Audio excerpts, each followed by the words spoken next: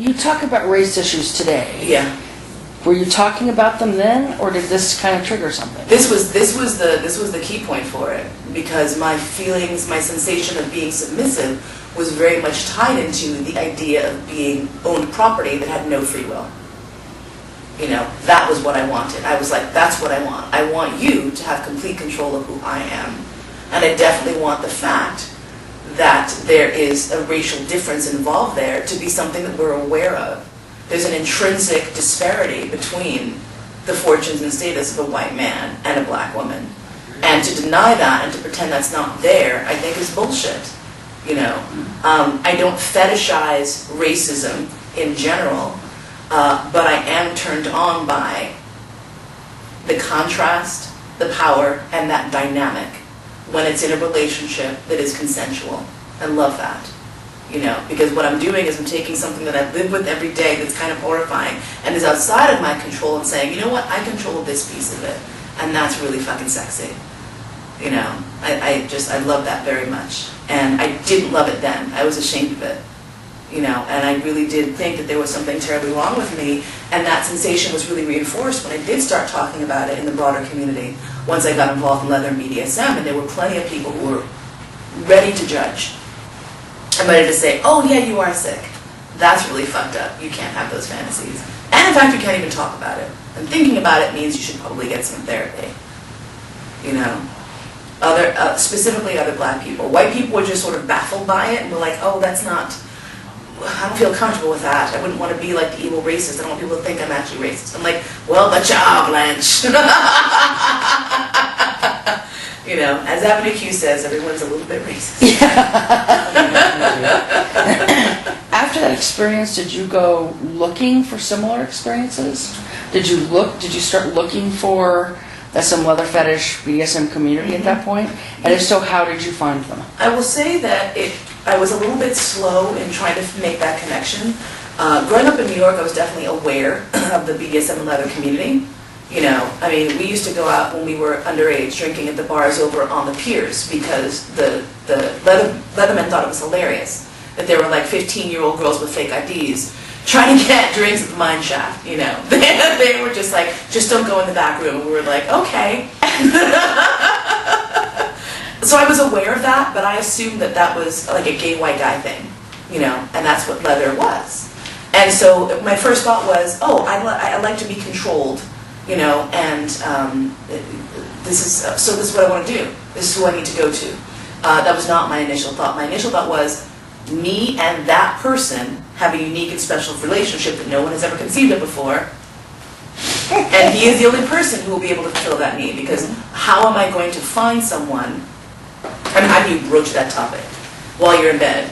You know, oh, by the way, could you, you know, And I asked him at one point, I said, you know, you were very bold with your moves there. I said, is that the way you always are with women? And he's like, yes. And I said, how do you avoid being prosecuted for sexual assault?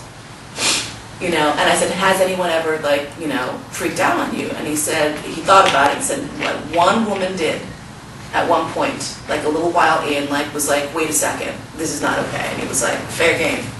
My bad, sorry. Wow. And I said, well, so everyone else was like just cool with it? I was like, you know, whatever. And what he said was, which is fascinating, which has been echoed by other, you know, predatory dominant types, which is there's a sense, you know, when you make that eye contact, when you push for the first time and the person relinquishes, you know, when you grab them a little too roughly and they don't wince, they actually open up more.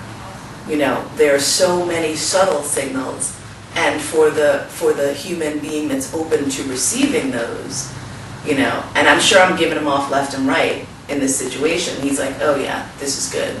You know, next step, maybe, you know, the belt comes off, it goes around the neck, it gets a little tighter.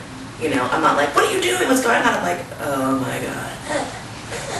You know, next step, we throw her on the bed, you know, and so there was that progression, which was opaque to me because I was just caught up in this experience. And so I didn't immediately think, kink, I'm a kinky person, let's go find the kinky people, you know, but I did start writing my fantasies down. I started writing the, you know, like, purple prose bodice ripper, harlequin romance gone horribly awry, of the black slave girl and the evil, eventually his character became like a sea captain in the British, Navy in 1840 something. And it just spawned this huge sprawling hot, like 50, 60 pages worth of perversion. And I started showing it to friends because I was hoping that someone would finally just say, yes, you are sick and you need help. And then I would go and get the help I so desperately needed. But instead what was happening was people, non-kinky people, coworkers and friends, were like, this is really hot. You should write this, like as a book, and sell it, because it's amazing. And I was like, wow, you're all really fucked up, because this is not okay. and at some point, it's sort of hazy. At some point, it sort of started to occur to me, wait, this is just kinky sex. And maybe in the context of kinky sex, it's not just that this is his relationship to me. Perhaps I bear a responsibility for being that person and finding my way without relying on him to be the only source of that energy for me.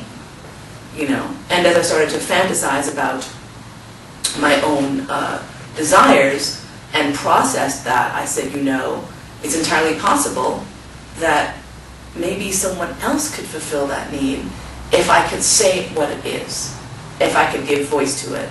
And the fiction writing, was the first step in giving voice to it.